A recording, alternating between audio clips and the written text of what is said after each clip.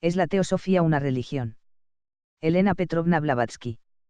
La religión es la mejor armadura que un ser pueda tener, sin embargo, es la peor capa. Banyan. No es una hipérbole decir que jamás existió, por lo menos durante este siglo, un movimiento social o religioso, tan terriblemente o, mejor dicho, tan absurdamente mal comprendido o tergiversado como la teosofía, ya sea que se considere teóricamente como código ético o prácticamente en su expresión objetiva, la sociedad teosófica.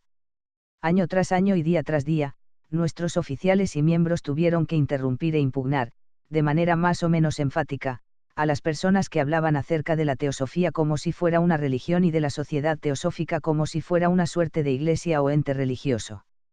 Lo que es aún peor, es que a menudo se menciona como si fuera una nueva secta. ¿Es este un prejuicio pertinaz, un error o ambos? La última hipótesis es la más probable.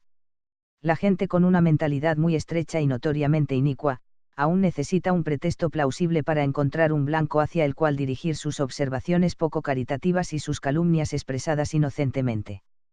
Para tal propósito, ¿cuál blanco es más sólido y conveniente que un ismo o una secta? A la gran mayoría no le gustaría ser desengañada, obligándola, finalmente, a aceptar el hecho de que la teosofía no es ni una religión ni una secta. El nombre colinda con sus ideas distorsionadas y fingen no saber que es inadecuado. Sin embargo, existen otras personas, más o menos simpatizantes, que están sinceramente influenciadas por la misma ilusión. A estas les decimos, seguramente, hasta la fecha, el mundo ya ha sufrido suficientemente bajo la acción de factores capaces de aletargar el intelecto, los credos dogmáticos para que les inflijamos una nueva forma de fe. Un número muy nutrido de individuos lleva puesta su fe según las palabras de Shakespeare, como la moda de un sombrero cambiándolo siempre en la próxima estación. Además, la verdadera razón de ser de la sociedad teosófica consistía, desde sus albores, en una protesta estentórea y en una batalla abierta contra el dogma o cualquier creencia basada en la fe ciega.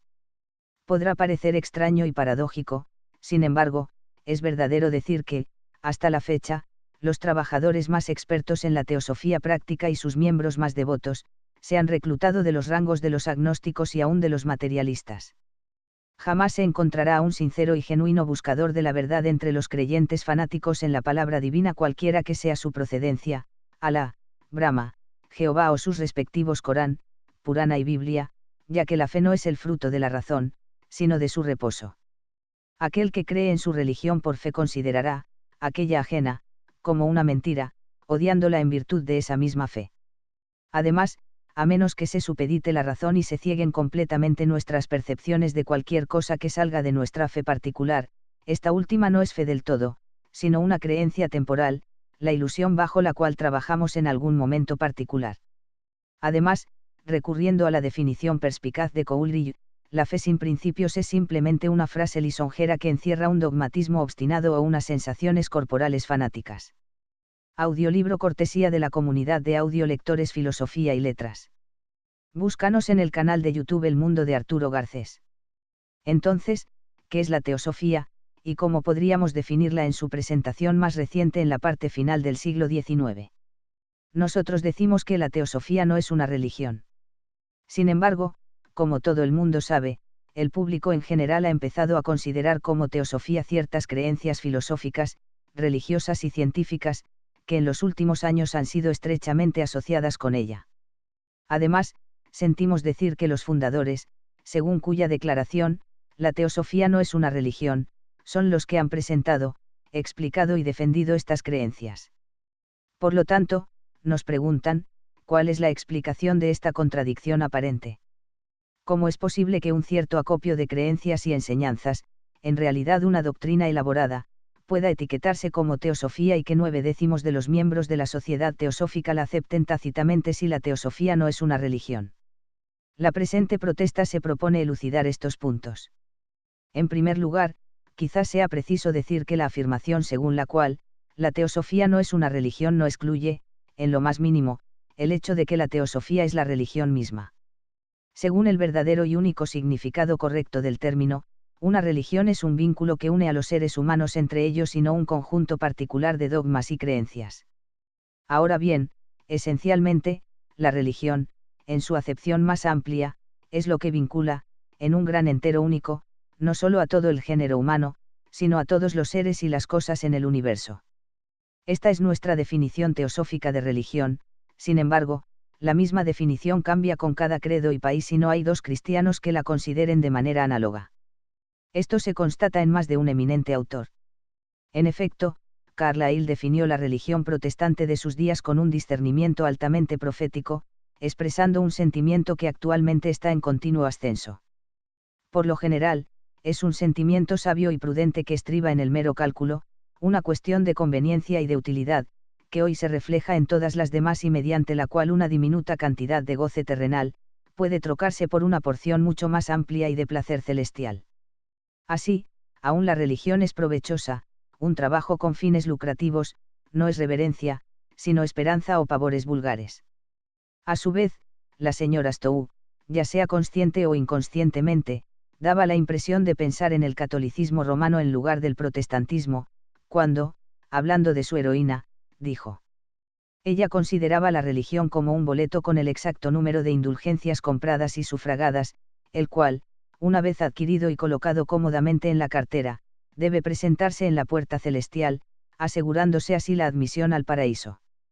Sin embargo, los teósofos, aquellos auténticos, que no aceptan ninguna mediación por terceros, ninguna salvación a través del derramamiento de sangre inocente y ni pensarían trabajar con fines lucrativos en la religión universal una, podrán concurrir y aceptar en su integridad, solo la definición de Miller, el cual la describe de forma verdadera y teosófica mostrando que la verdadera religión es siempre suave, propicia y humilde. No asume el rol de tirana y no planta ninguna fe en la sangre. Ni las ruedas de su carro conllevan destrucción, sino más bien, se inclina para refinar, socorrer y remediar, y erige su grandeza sobre el bien de todos. Esta es una correcta definición de lo que es, o debería ser, la verdadera teosofía. Entre los credos, solo el budismo es una filosofía que une verdaderamente el corazón y los seres humanos, ya que no es una religión dogmática. Bajo este punto de vista y considerando que es el deber y la tarea de cada teósofo genuino, aceptar y actualizar estos principios, podemos decir que la teosofía es religión y la sociedad, su Iglesia universal única, el templo de la sabiduría de Salomón para cuya construcción no se necesitó martillo ni hacha y durante su erección no se oyó en la casa ningún ruido de utensilios de hierro reyes, ya que este templo no es el fruto de ningún trabajo manual humano, ni se edifica en ninguna localidad terrenal, sino que se eleva solo en el santuario del corazón humano, el único sitio donde reina el alma despierta. Por lo tanto, la teosofía no es una religión, sino la religión misma, el único vínculo de unidad que es tan universal y omnímodo que no puede omitir de su luz a ningún ser humano y a ningún fragmento, desde los dioses y los mortales, hasta los animales, la hoja de hierba y el átomo. Por lo tanto, cualquier organización o conjunto con ese nombre debe necesariamente ser una hermandad universal. Si no fuese así, la teosofía sería simplemente una palabra añadida a la constelación de otras muy altisonantes, pretenciosas y vacuas. Desde un punto de vista filosófico, la teosofía es, al ponerse en práctica, el alambique del alquimista medioeval.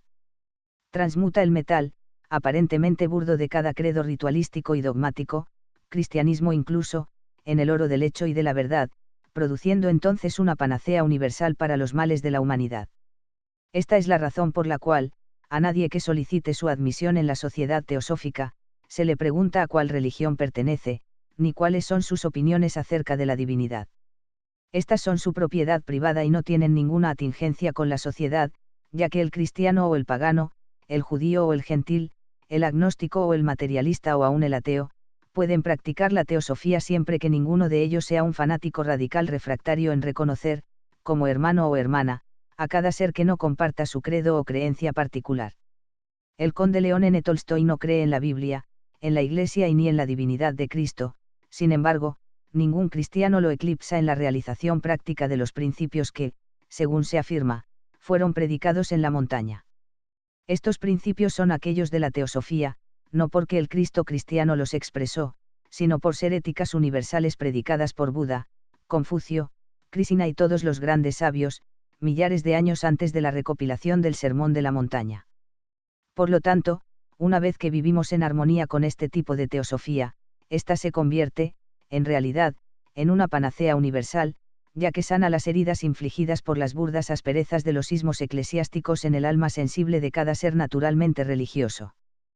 ¿Cuántos de ellos, catapultados fuera de la estrecha área de la creencia ciega y caídos en los rangos del escepticismo árido por la reacción impulsiva de la decepción, han sido llevados otra vez a nutrir una aspiración esperanzadora, simplemente uniéndose a nuestra hermandad, no obstante, su imperfección?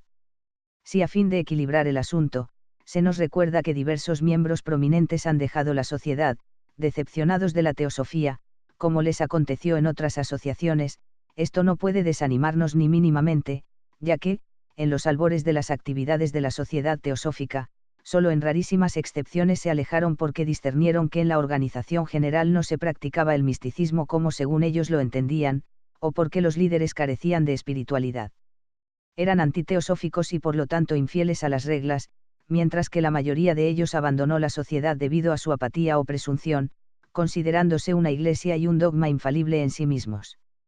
Además, algunos se distanciaron valiéndose de pretextos muy superficiales según los cuales, nuestras revistas trataban al cristianismo más bien al cristianismo fanático o postizo de manera demasiado cáustica, como si reserváramos un mejor tratamiento o amparáramos las otras religiones fanáticas. Por lo tanto, todos los que se fueron hicieron bien y nunca los hemos lamentado.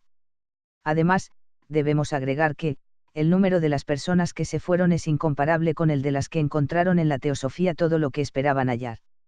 Si estudiamos seriamente sus doctrinas, éstas estimulan los poderes razonadores y despiertan el ser interior en el hombre animal, evocando en nosotros todo poder, hasta la fecha latente y también la percepción de lo verdadero y de lo real, en lugar de lo falso y de lo irreal. La teosofía científica, versada en la hermenéutica del simbolismo perspicaz de las edades, descorre firmemente el espeso velo de la interpretación literal con el cual se encubrían todas las antiguas escrituras religiosas y revela, al escarnecedor de la antigua sabiduría, el origen de las fes y ciencias del mundo. Abre nuevos panoramas más allá de los antiguos horizontes de las fes cristalizadas, inmóviles y déspotas, transmutando la creencia ciega en un conocimiento razonado basado en leyes matemáticas, la única ciencia exacta y le demuestra, recurriendo a aspectos más profundos y filosóficos, la existencia de lo que él había abandonado desde hace mucho tiempo, considerándolo como una fábula y rehusándolo por la cristalización de su forma literal. A todo hombre o mujer de cualquier nivel social, cultural e intelectual, le imparte un objetivo claro y bien definido, un ideal por el cual vivir. La teosofía práctica no es una ciencia, sin embargo, abraza toda ciencia en la vida moral y física. En pocas palabras, podríamos considerarla como el entrenador universal, un preceptor de un conocimiento y experiencia globales, con una erudición que no solo asiste y guía a sus alumnos hacia un examen exitoso en vista de cada servicio científico y moral en la vida terrenal, sino que les equipa para las vidas futuras si solo estudiasen el universo y sus misterios en sí mismos, sin examinarlos a través de los cristales de la ciencia y de las religiones ortodoxas. Que ningún lector interprete erróneamente tales declaraciones. Esta omnisciencia se proclama en favor de la teosofía misma y de ningún miembro individual de la sociedad o a un teósofo. No se debe confundir el binomio, teosofía y sociedad teosófica, la primera es el recipiente el cual contiene la segunda, la olla podrida. La teosofía, como ideal, es la sabiduría divina, la perfección misma, mientras la sociedad teosófica es una pobre cosa imperfecta que trata de caminar bajo, sino dentro, de la sombra que la teosofía refleja en la tierra. Ningún ser humano es perfecto, entonces ¿por qué deberíamos esperar que algún miembro de la sociedad teosófica sea un modelo de toda virtud humana? ¿Y por qué se debería criticar y culpar a la organización entera por las limitaciones, tanto reales como imaginarias, de algunos de sus miembros o aún de sus líderes? Jamás la sociedad, como asociación concreta, ni ninguno de sus miembros, fueron exentos de culpas o pecados, ya que errar es humano. Por lo tanto, se debería más bien culpar a estos miembros, la mayoría de los cuales no están guiados por la teosofía, que es el alma de la sociedad teosófica, mientras esta última es su cuerpo burdo e imperfecto. Por lo tanto, antes de que estos alamounis modernos, dispuestos a sentarse en el asiento del juicio y a dictaminar acerca de lo que ignoran, denigren la teosofía o a algún teósofo, les invitamos a familiarizarse primero con ambos, en lugar de llamar, ignorantemente, a la primera una profusión abigarrada de creencias insensatas y la segunda una secta de embusteros y lunáticos. No obstante, todo esto, los amigos y los enemigos de la teosofía hablan de ella como si fuera una religión, cuando no la definen como una secta. Veamos cómo, las particulares creencias, que con el tiempo se han asociado a la teosofía, alcanzaron tal posición y cómo es que les corresponde, de buen derecho, al punto que ninguno de los líderes de la sociedad homóloga, jamás pensó en desconocer sus doctrinas. Hemos dicho que creemos en la unidad absoluta de la naturaleza. La unidad implica la posibilidad, para un ente de un plano, de entrar en contacto con otro ente sobre otro plano o procedente de otro plano. Esta es nuestra creencia. La doctrina secreta, recientemente publicada, mostrará cuáles eran las ideas de toda la antigüedad en lo que atañe a los instructores primitivos de la primera humanidad y de sus tres razas anteriores. El génesis de esa religión sabiduría, en el cual todos los teósofos creen, se remonta a ese periodo.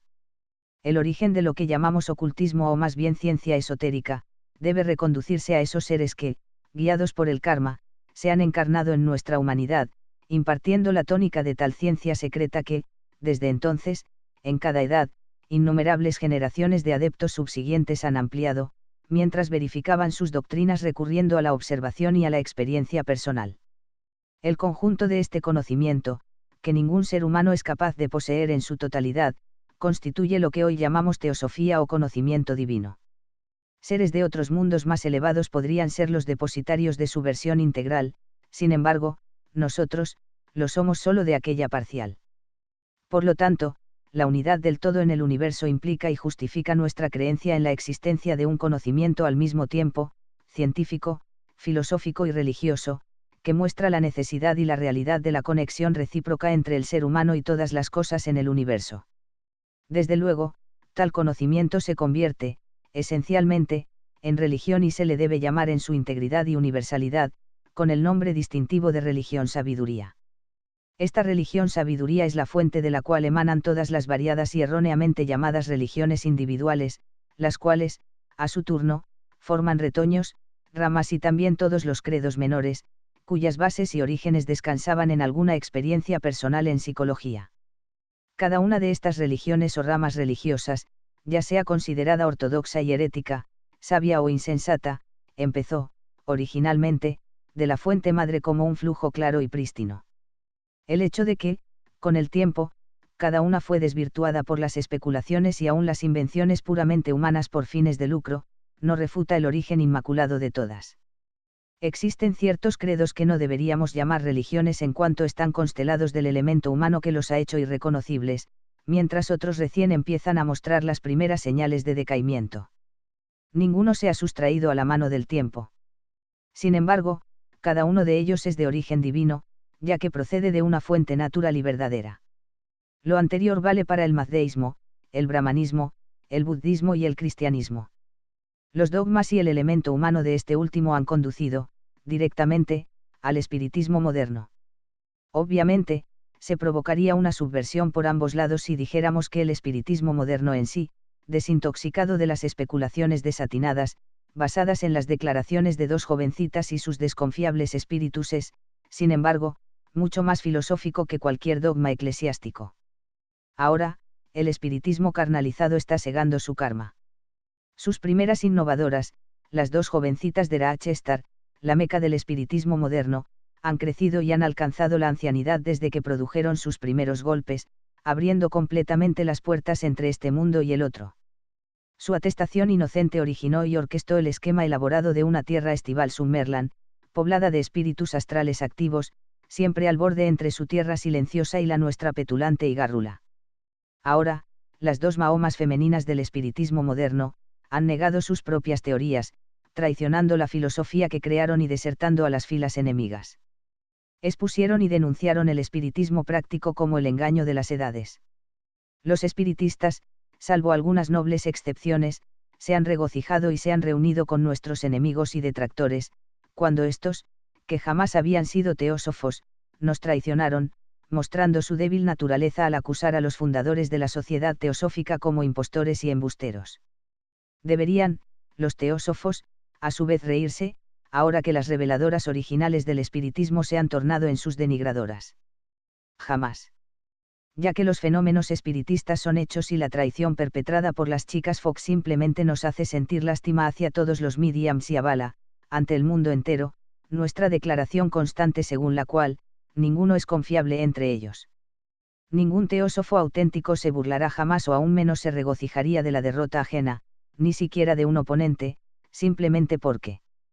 Tanto hoy como siempre, sabemos que seres de otros mundos más elevados se confabulaban con algunos mortales electos, aunque actualmente, esto se haya convertido en algo más atípico que en la antigüedad, ya que la humanidad, en cada generación más civilizada, se degrada en cada aspecto. Quizá, un día la teosofía pronuncie la última palabra sobre el espiritismo y los espíritus que aún no ha proferido, debido, en realidad, a la concitación de todos los espiritistas europeos y americanos contra las primeras frases que contradecían la idea de que toda inteligencia comunicadora fuera, necesariamente, el espíritu de algún exmortal de esta tierra. Entretanto, una humilde servidora de la teosofía, la editora, declara, una vez más, su creencia en seres más grandiosos, más sabios y más nobles que algún dios personal, los cuales trascienden cualquier espíritu de muertos santos y ángeles alados, quienes, sin embargo, en cada edad, se dignan a inspirar, ocasionalmente, a unos pocos sensitivos, a menudo totalmente desvinculados de la Iglesia, del espiritismo o aún de la teosofía. Por lo tanto, la editora, creyendo en seres espirituales elevados y santos, debe también creer en la existencia de su antítesis, espíritus inferiores, buenos, malos e indiferentes. Entonces, cree en el espiritismo y en sus fenómenos, algunos de los cuales le provocan una profunda repulsión. Esto lo presentamos como una observación casual y un escarceo, con el fin de mostrar que la teosofía incluye al espiritismo, como debería ser y no como es, entre sus ciencias que estriban en el conocimiento y la experiencia de inconmensurables edades.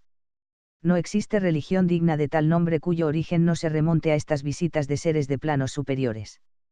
Esta es la manera en la cual nacieron todas las religiones prehistóricas e históricas: mazdeísmo, brahmanismo, budismo, cristianismo, judaísmo, gnosticismo y mahometanismo, en pocas palabras, cada ismo más o menos exitoso. Todos son verídicos en su esencia y falsos en su aspecto superficial.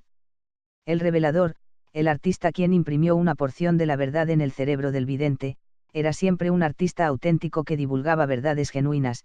Sin embargo, el instrumento resultó ser siempre y solo un ser humano.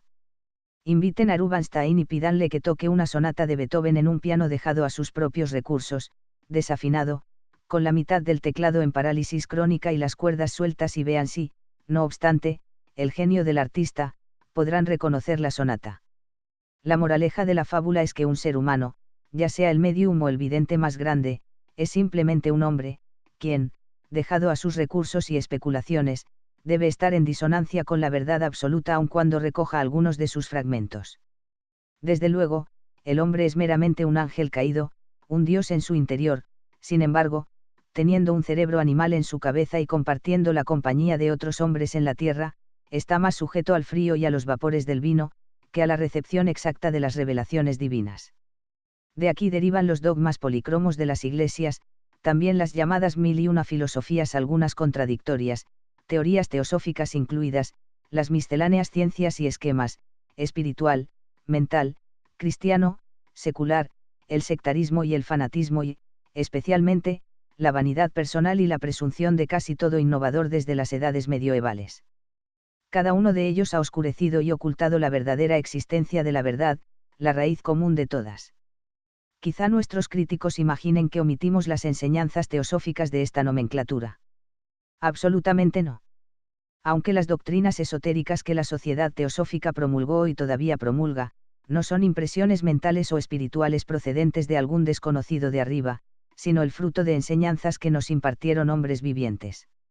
Aún, exceptuando lo que esos mismos maestros de la sabiduría dictaron y recopilaron, estas doctrinas podrían ser, en muchos casos, tan incompletas e imperfectas como cada uno de nuestros opositores lo desee.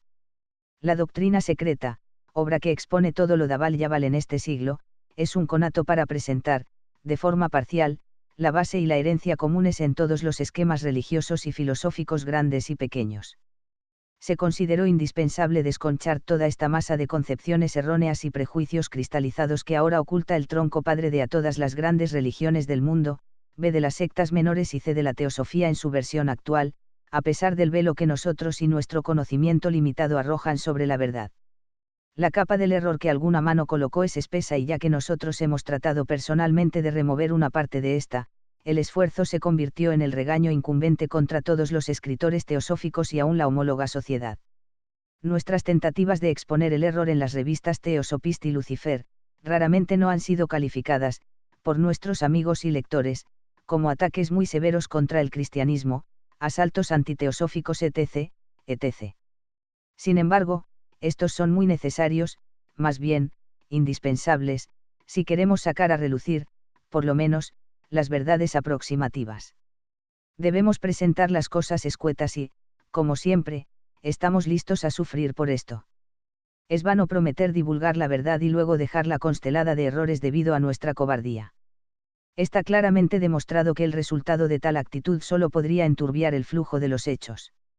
Después de 12 años de trabajo y lucha incesante con enemigos esparcidos sobre todo el globo terráqueo, no obstante nuestras 4 revistas teosóficas mensuales, el Teosopist, el Paz, el Lucifer y el Lotus francés, con nuestras protestas insípidas y dóciles, nuestras declaraciones tímidas, nuestra táctica magistral de inactividad y nuestro juego de escondite en la sombra de la metafísica monótona, simplemente han inducido a la gente a considerar seriamente a la teosofía como una secta religiosa. Por la 100ª vez nos preguntan, ¿qué bien está haciendo la teosofía? Y ved qué buen trabajo están llevando a cabo las iglesias. Sin embargo, es un hecho incontrovertible que la moralidad humana no ha dado un paso adelante y, bajo algunos puntos de vista, su condición es 10 veces peor que aquella vigente en el período pagano. Además, en los últimos 50 años del siglo, desde que el libre pensamiento y la ciencia se adelantaron sobre las iglesias, cada año las filas del cristianismo están perdiendo muchos más adherentes en las clases cultivadas, en comparación con los prosélitos que adquiere en el nivel inferior, las escorias del paganismo. Al mismo tiempo, la teosofía ha rescatado del materialismo y de la desesperación más profunda, a más de un individuo que la Iglesia había perdido a causa del dogma, el ejercicio de la fe y de la tiranía, conduciéndolo, nuevamente, a una creencia, basada en la lógica y la evidencia, en el ser divino del individuo y en la inmortalidad de este último. Si se puede probar que la teosofía rescata a una persona entre los millares de las que la Iglesia ha perdido, ¿no es esto un factor más positivo que todos los misioneros perdidos? La teosofía, según declaran sus miembros y oficiales en la prensa y a viva voz, sigue líneas diametralmente opuestas a las que recorre la Iglesia y rechaza los métodos de la ciencia, ya que su procedimiento inductivo puede únicamente conducir al craso materialismo. En efecto, la teosofía afirma ser religión y ciencia, pues es el meollo de ambas. Por lo tanto, la sociedad teosófica, inducida por el amor de las dos abstracciones divinas, la religión y la ciencia teosóficas, se ha convertido en un basurero voluntario, tanto de la religión ortodoxa como de la ciencia moderna y también en el némesis incesante de aquellos que han degradado las dos nobles verdades por propósitos y fines personales, separándolas violentamente, aunque las dos sean y deban ser, una. Este artículo se propone, entre otros fines, probar esto. El materialista moderno insiste en la existencia de una laguna infranqueable entre las dos, apuntando que el conflicto entre religión y ciencia ha desembocado en el triunfo de esta última y la capitulación de la primera. Sin embargo, el teósofo moderno rehúsa ver cualquier laguna. Si el binomio Iglesia y ciencia pregona que persigue la verdad y nada más que la verdad, entonces, una de las dos o ambas se equivoca y acepta la mistificación por la verdad. Cualquier otro obstáculo hacia su reconciliación debe considerarse puramente ficticio. La verdad es una, aunque se busque o se persiga por dos diferentes extremos. Así, la teosofía proclama reconciliar a las dos enemigas sentando la premisa que la religión cristiana auténtica, espiritual y primitiva es la luz de la verdad, la vida y la luz de la humanidad análogamente a las otras grandes filosofías más antiguas que la antecedieron. Sin embargo, lo mismo vale para la auténtica luz de la ciencia. Por lo tanto, como los dogmas de una hermenéutica obnubilada por las supersticiones fruto de una elaboración superficial de las iglesias, oscurecen la religión, difícilmente esta luz podrá penetrar y conjugarse con su rayo gemelo, la ciencia, la cual está igualmente constelada de telarañas en la forma de paradojas y sofismos materialistas de la edad. Las enseñanzas de ambas son incompatibles y no podrán concordar, mientras que la filosofía religiosa y la ciencia de la naturaleza física y externa, que para la filosofía es falsa, insistan en la infalibilidad de sus respectivas doctrinas aleatorias. Las dos luces, dotadas de rayos de la misma extensión en la cuestión de deducciones falsas, pueden, simplemente anularse, produciendo una oscuridad aún peor.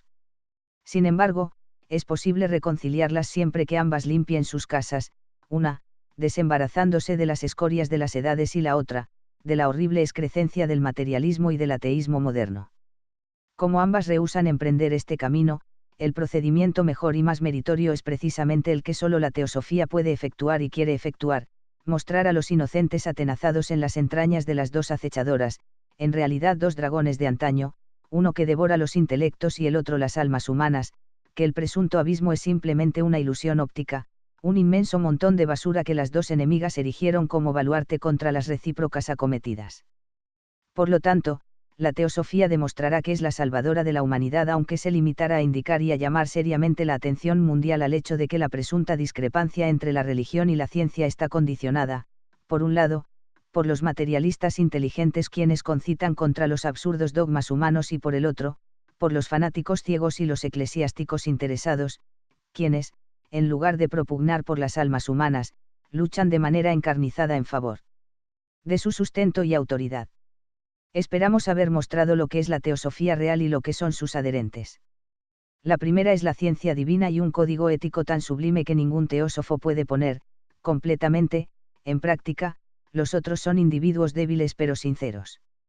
Entonces, ¿por qué juzgar a la teosofía conforme a las limitaciones personales de algún líder o miembro de sus sucursales? Uno podría trabajar para ella con lo mejor de su habilidad y aún, nunca elevarse a la cumbre de su llamado y aspiración. Esta es su desdicha y jamás la culpa de la teosofía o de la organización general. Los fundadores de la sociedad teosófica no reivindican ningún mérito, salvo el de haber activado el engranaje. Si se deben juzgar, que se haga con arreglo al trabajo que han realizado y no valiéndose de lo que sus amigos puedan pensar o sus enemigos puedan decir de ellos. En un trabajo como el nuestro, no hay espacio para las personalidades y, si es necesario, todos deben estar preparados, como lo están los fundadores, para que la carreta de Jagannath los embista individualmente para el bien colectivo. Solo en el lejano futuro, cuando la muerte haya puesto su mano glacial sobre los desafortunados fundadores, terminando su actividad, se deberá pesar, en la balanza de la posteridad, sus respectivos méritos y deméritos, sus acciones buenas y malas y su trabajo teosófico. Solo cuando los dos platillos con sus contrapesos, hayan alcanzado el equilibrio y el carácter del resultado neto haya llegado a ser evidente a todos en su valor intrínseco total, entonces, la naturaleza del veredicto emitido será determinada con alguna justicia. Actualmente, exceptuando la India, estos resultados están excesivamente diseminados en la superficie terrestre y demasiado circunscritos a un puñado de individuos para que sean fácilmente juzgables. Ahora bien, estos resultados son casi imperceptibles e inaudibles entre el bullicio y el fragor que la constelación de nuestros enemigos y sus dispuestos émulos, los indiferentes, producen. Sin embargo, por pequeños que sean los resultados, si una vez se probara su positividad, aún ahora, todo ser en cuyo corazón resida el interés para el progreso moral de la humanidad, deberá su gratitud a la teosofía. Como la teosofía fue avivada y presentada al mundo por sus servidores indignos, los fundadores, y su trabajo fue útil, este debe ser su único defensor, a pesar del presente estado del saldo en las pequeñas cuentas de caja kármica donde la respetabilidad social representa las entradas. Audiolibro cortesía de la comunidad de audiolectores Filosofía y Letras. Búscanos en el canal de YouTube El Mundo de Arturo Garcés.